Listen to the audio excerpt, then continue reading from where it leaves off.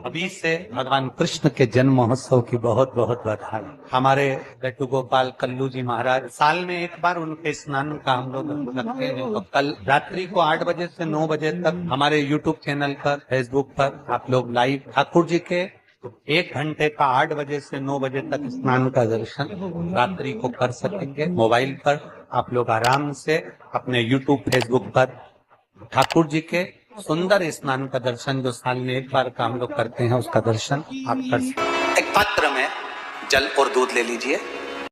तो कहोगे गुरुजी ये कथा कहाँ से निकाल के लाए हो? तो विष्णु पुराण में से आप उसको स्मरण कर सकते हो। काय में से? विष्णु पुराण में से। एक पात्र में देसी गाय का दूध, जल उसमें रखकर, और आपके यहाँ अगर लड्डू गोपाल हो, यदि आपके घर में ठाकुर जी हो, लड्डू गोपाल हो, विष्णु जी का कोई स्वरूप हो, श्री हरि का कोई स्वरूप हो, तो उस पर आप संध्या के समय पर दुर्वा डालकर, उस दुर्वा से अगर लक्ष्मी जी के नामों का 108 बार उच्चारण कर कर, घी का दिया लगाकर, कैसर के चावल साथ में रखकर केवल उस जल का और दूध का मात्र छींटा देते हो, तो उसके घर में कभी लक्ष्मी की कमी नहीं आ सकती, संपदा बढ़ती चली जाती है। 108 बार लक्ष्मी के नाम का मात्र उच्चारण कर लेने पर, भगवान विष्णु के चरणारविंद पर, भगवान विष्णु के चरणों पर केवल उस दुर्वा का, जल का, दूध का सिंचन कर देने से भी लक्ष्मी की वृद्धि होती है। आपके घर में छोटे से ठाकुर जी हैं, आपके घर में छोटा सा कन्हैया है, और छोटे से कन्हैया जो पुराने समय का है, उसको नेत्र भी लगाने की जरूरत नहीं है, क्योंकि उसके नेत्र हैं। और मान लो तुमने इतना बड़ा कन्हैया ले लिया, तो अरे बोलो तो जम के जरा, और उसका कोई एक नेत्र कहीं गिर गया, एक नेत्र कहीं चले गया, तो फिर दूसरा नेत्र लगाना पड़ेगा कि नहीं लगाना पड़ेगा? और अगर एक नेत्र पर रखोगे तो अच्छा लगेंगे कि ठाकुर जी? नहीं। तो नेत्र होना, जितनी बड़ी मूर्ति होती है, जितना बड़ा स्वरूप होता है, जितना बड़ा शिवलिंग होता है, जितनी बड़ी मूर्ति की स्थापना होती है, उतनी उसमें सेवा की और भाव की जरूरत पड़ती है। भगवान विष्णु ने जाते हुए शिव बाबा को देखा। शंकर भगवान से, भगवान नारायण ने कहा आप कुछ कहेंगे नहीं? भगवान शंकर कहते हैं नारायण चिंता मत करो, ये बद्रिकाश्रम में जो आएगा चने की दाल चढ़ा कर जाएगा, चने की दाल को मंदिर के पीछे बैठकर ओम नमः शिवाय बोलकर जो नारायण को समर्पित करेगा, उसके मनवांचित फल को मैं 3 महीने में पूरा कर दूंगा, उसके मन की कामना को मैं 3 माह में पूर्ण कर दूंगा। आज भी नियम है, चने की दाल को लेकर जाते हैं, बद्रिकाश्रम के मंदिर के पीछे बैठकर चने की दाल को लेकर ओम नमः शिवाय का जाप करते हैं। 7 बार ओम नमः शिवाय बोलकर चने की दाल वापस घूमकर भगवान विष्णु को समर्पित करी जाती है, तो 3 महीने में मनोकामना पूरी हो जाती है। भगवान की मूर्ति जितनी छोटी होगी उतना सुख देती है, जितनी बड़ी हो जाएगी उतने लाड़ की जरूरत पड़ जाएगी, उतने लाड़ की जरूरत।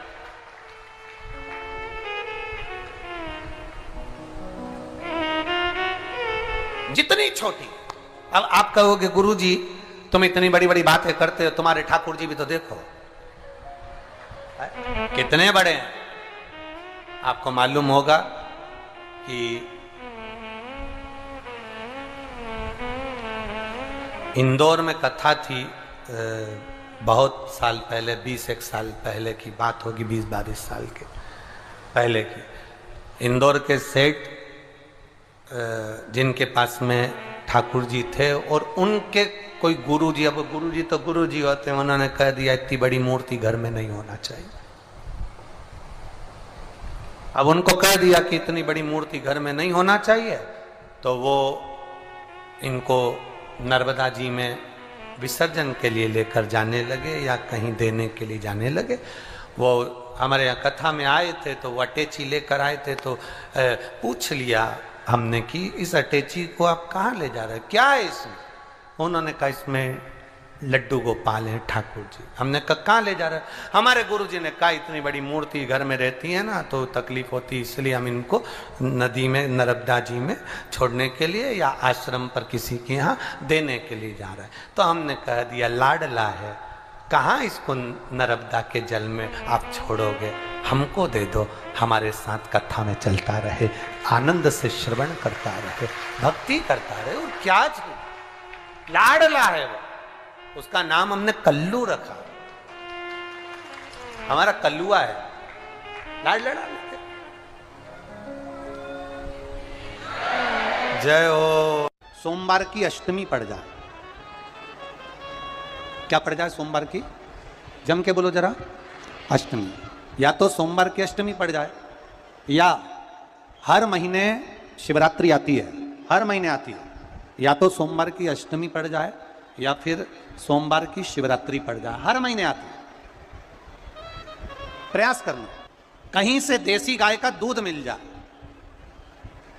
थोड़ा सा दूध देसी गाय का मिल जाए, थोड़ा सा दूध देसी गाय का, थोड़ा सा दूध अगर प्राप्त हो जाए, बेलपत्री के पत्ते से दूध कटोरी में लेकर, मात्र बेलपत्री के पत्रे से एक एक बूंद अगर दूध, आप एक बूंद अगर ज्यादा ना मिला हो, एक चम्मच भी अगर आपको दूध देसी गाय का मिल गया हो, और सोमवार की अष्टमी पड़ जाए या सोमवार की, जम के बोलो, शिवरात्रि पड़ जाए, उसमें केवल अगर देसी गाय का दूध मिल जाए, जर्सी गाय का नहीं हो, देसी गाय का अगर दूध मिल जाए, बेलपत्री के पत्ते से, तुम्हारे घर के अंदर अगर शिवलिंग है या मंदिर में शिवलिंग है या तुम्हारे नजदीक में कोई शिवलिंग है, उस पर बूंद बूंद, एक एक बूंद अगर शिवलिंग पर दूध समर्पित कर रहे हो, श्री शिवाय नमस्तुभ्यम, नमः शिवाय, या षडाक्षर मंत्र ओम नमः शिवाय, या 33 अक्षर का मंत्र महामृत्युंजय मंत्र, इसका स्मरण कर कर शिव जी पर देसी गाय का दूध समर्पित कर कर इस बेलपत्री को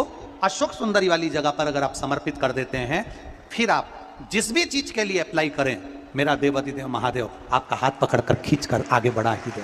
मेहनत करना, कर्म पूरा करना, पढ़ाई अच्छी करना, और पढ़ाई के साथ में विद्या अध्ययन करने के साथ में अच्छी मेहनत के साथ में देसी गाय का दूध भगवान शंकर को समर्पित करना, भगवान शंकर को समर्पित करना, देसी गाय का दूध धीरे धीरे धीरे धीरे समर्पित करना, भावों के साथ आप समर्पित करें। देसी गाय का दूध एक एक बूंद समर्पित करें, धीरे धीरे समर्पित करें। और देसी गाय का दूध जब धीरे धीरे समर्पित करें, बड़े रास्ते से, आनंद से धीरे धीरे जब आप समर्पित करेंगे, बेलपत्री वही दूध में सनी हुई बेलपत्र अशोक सुंदरी वाली जगह पर, उस समय पर डंडी का भाग शिवलिंग की ओर नहीं होना चाहिए, उस समय पर डंडी का भाग जहां से पानी बहकर जाता है अशोक सुंदरी की ओर से, वहां पर होना चाहिए। कार्य में सफलता मिलती ही है। शिव तत्व को धारण करें।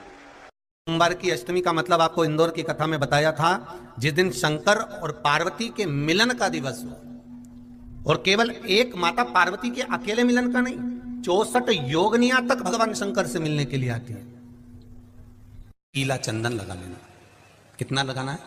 बीच वाला जो पत्ता है उस पर पीला चंदन। जब आपको लगे कि मेरा जीवन बहुत कष्टमय है, अब ये रोग, अब ये कष्ट दूर ही नहीं हो रहा, अब ये आए दिन तकलीफ पर तकलीफ बढ़ती जा रही है, आए दिन रोग, बीमारी, पैसा घर में बच नहीं रहा, बहुत कष्टमय जीवन है, इसमें लगाओ पीला चंदन बेलपत्री की बीज पत्ती पर। महाराज, और बीज पत्ती पर जब चंदन लग जाए, लगने के बाद में ये दोनों पत्ती पर लाल चंदन लगा लीजिए। इन दोनों पत्ती के बीच में जो डंडी का भाग होता है, आपको कहा था, आपको स्मरण में होगा शायद, हमने जब बेलपत्री की महत्वता बताई थी तो उस बेलपत्री की महत्वता में कहा था ब्रह्मा विष्णु महेश ये 3 हैं, बोला था। बीच में ये बड़ी पत्ती से लेकर जो 2 पत्तियां होती हैं, इनके बीच में जो जगह बचती है, इसमें मां पार्वती के 64 योगनियां, मां पार्वती अपनी पूर्ण सिद्धि के साथ में जितनी भी देवी के स्वरूप हैं, वो माता 64 योगनियां देवी के स्वरूप में यहां पर विराजमान होती हैं। 2 पत्ती के नीचे से जो डंडी होती है नीचे तक, ये पूरी डंडी में 33 कोटि देवी देवताओं विराजमान होते हैं इस पूरी डंडी के अंदर। तो ये बीच वाली पत्ती है, ये जो बीच वाली पत्ती का जो भाग होता है, इस पत्ती के भाग में शहद का प्रयोग कर कर, यहां पीला चंदन, लाल चंदन, शहद का प्रयोग कर कर, इसी तरह से पकड़कर ये बेलपत्री की जो डंडी है वो अशोक सुंदरी पर जब आप समर्पित करें, तो जहां से जल बहता है उस ओर पर इस पत्ती को चढ़ाकर केवल आपके हृदय की बात कहकर देवाधिदेव महादेव से कोई भी शिव जी का मंत्र, पंचाक्षर नमः शिवाय, षडाक्षर ओम नमः शिवाय, श्री शिवाय नमस्तुभ्यम, या महामृत्युंजय मंत्र, जो शिव का मंत्र हो आपके पास में, उसको बोलते हुए देवाधिदेव महादेव को धीरे धीरे जल की धार चढ़ाना प्रारंभ करो। जल की धार जब पूर्ण होने लगे, उसमें थोड़ा जल बचे, तब अशोक सुंदरी पर जो तुमने बेलपत्र चढ़ाई है वहां उस जलधार को चढ़ा। ये प्रयोग आपको केवल सोमवार की अष्टमी पढ़ने पर ही करना है। कौन से दिन करेंगे? जम के बोलिए जरा। सोमवार की अष्टमी पढ़ने पर यह प्रयोग करें, और जल चढ़ाकर बाबा से विनती कर कर उसी बेलपत्र को वापस उठाकर कहीं जलाशय में या किसी पेड़ के नीचे विसर्जन कर दें और 1 लोटा जल वहां भी चढ़ा दें। बस निवेदन कर कर आ जाइए, मेरा बाबा 3 माह के अंदर हाथ जरूर पकड़ेगा और आपको दलदल से बाहर निकाल देगा। हमें बताया था जिस दिन शंकर और पार्वती के मिलन का दिवस हो, और केवल एक माता पार्वती के अकेले मिलन का नहीं, 64 योगनियां तक भगवान शंकर से मिलने के लिए आती है। पीला चंदन लगा देना। कितना लगाना है? बीच वाला जो पत्ता है उस पर पीला चंदन। जब आपको लगे कि मेरा जीवन बहुत कष्टमय है, अब ये रोग, अब ये कष्ट दूर ही नहीं हो रहा, अब ये आए दिन तकलीफ पर तकलीफ बढ़ती जा रही है, आए दिन रोग बीमारी, पैसा घर में बच नहीं रहा, बहुत कष्टमय जीवन है, इसमें लगाओ पीला चंदन बेलपत्री की बीज तलगी महाराज। और बीज पत्ती पर जब चंदन लग जाए, लगने के बाद में ये दोनों पत्ती पर लाल चंदन लगा लीजिए।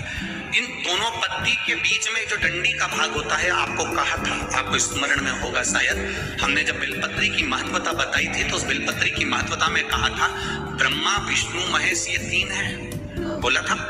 बीच में ये बड़ी पत्ती से लेकर जो 2 पत्तियां होती हैं, इनके बीच में जो जगह बचती है, इसमें माँ पार्वती के 64 योगनियां, माँ पार्वती अपनी पूर्ण सिद्धि के साथ में जितनी भी देवी के स्वरूप हैं, वो माता 64 योगनियां देवी के स्वरूप में यहाँ पर विराजमान होती हैं।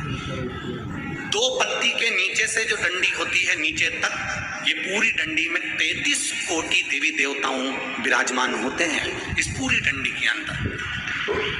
तो ये बीच वाली पत्ती है, ये जो बीच वाली पत्ती का जो भाग होता है, इस पत्ती के भाग में शहद का प्रयोग कर कर, यहाँ पीला चंदन, लाल चंदन, शहद का प्रयोग कर कर, इसी तरह से पकड़कर ये बेलपत्री की जो डंडी है वो अशुक सुंदरी पर जब आप समर्पित करें तो जहां से जल बहता है उस ओर पर इस पत्ती को चढ़ाकर केवल आपके हृदय की बात कहकर देवाधिदेव महादेव से कोई भी शिव जी का मंत्र, पंचाक्षर, नमः शिवाय, षडाक्षर, ओम नमः शिवाय, श्री शिवाय नमस्तुभ्यम, या महामृत्युंजय मंत्र, जो शिव का मंत्र हो आपके पास में, उसको बोलते हुए देवाधिदेव महादेव को धीरे धीरे जल की धार चढ़ाना प्रारंभ करो।